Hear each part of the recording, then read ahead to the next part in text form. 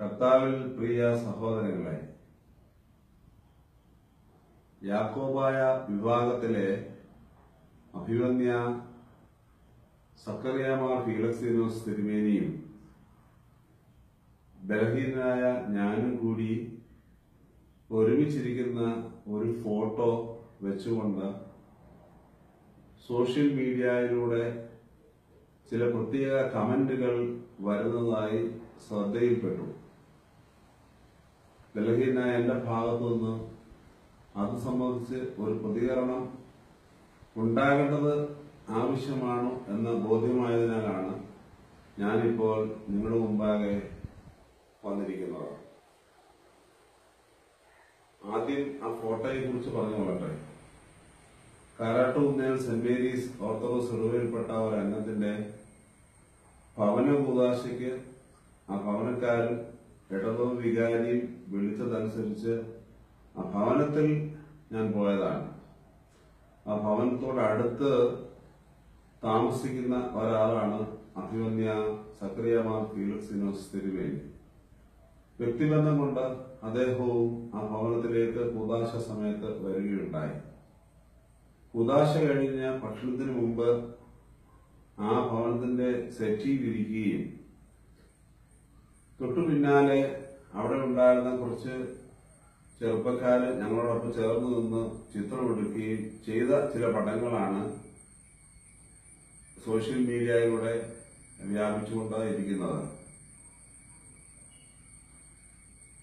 ഈ നടന്ന കാര്യങ്ങൾ ഉള്ളതാണ്. എന്നാൽ അതിന് കൊടുത്തിരിക്കുന്നതായ കമന്റ്സ് യാതൊന്നും തന്നെ ശരിയല്ല എന്നുള്ള കാര്യം അറിയിച്ചുകൊള്ളട്ടെ.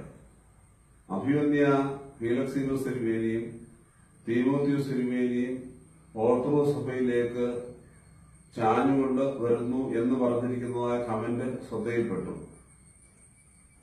ഓർത്തഡോക്സ് സഭയുടെ സുന്നോദ് സെക്രട്ടറിയായ ഞാന് യാക്കോബായ സഭയ്ക്ക് അനുകൂലമായ നിലപാടെടുത്തു എന്ന കമന്റും ശ്രദ്ധയിൽപ്പെട്ടു.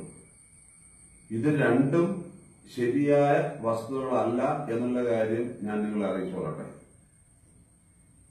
ഞങ്ങളുടെ ഭവന കൂദാശയോട് ചേർന്നുള്ളതായ കൂടിവരവിൽ സഭാ വിഷയങ്ങൾ സംബന്ധിച്ച് യാതൊന്നും തന്നെ ചർച്ച ചെയ്തിട്ടില്ല. അത് എനിക്കും അഭിവന്യ സക്കറിയാമാർ ഫീലക്സീനോസ് തിരുമേനിക്കും നല്ലതുപോലെ അറിയാം.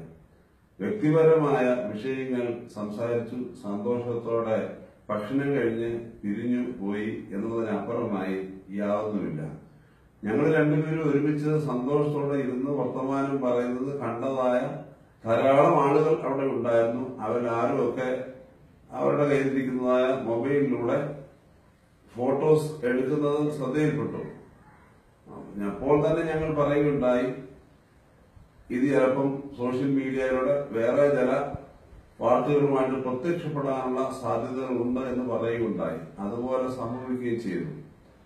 ദയവുണ്ടായി ഇങ്ങനെയുള്ളതായ അനാവശ്യ കമന്റുകൾ സോഷ്യൽ മീഡിയയിലൂടെ പ്രചരിപ്പിച്ച് ബുദ്ധിമുട്ടുണ്ടാക്കരുത് എന്ന് ബലഹീന ഞാൻ നിങ്ങളോട് സ്നേഹപൂർവ്വം പറയുന്നു.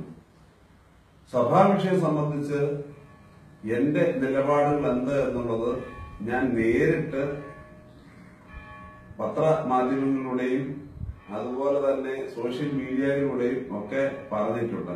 സഭാവേദികളിലും മലങ്കര ഓർത്തഡോക്സ് സഭയുടെ നിലപാട് എന്ത് എന്നതിനെ അടിസ്ഥാനമാക്കി മാത്രം സംസാരിക്കുന്ന ഒരാളാകുന്നു ഞാനെന്നുള്ള കാര്യം ഓർമ്മിച്ചുകൊള്ളട്ടെ. ഇത് മനസ്സിലാക്കി തുടർന്ന് പ്രവർത്തിക്കണമെന്ന് എല്ലാവരോടും സ്നേഹപൂർവ്വം ഞാൻ അഭ്യർത്ഥിക്കുന്നു. ദൈവം നിങ്ങളെ അനുഗ്രഹിക്കട്ടെ.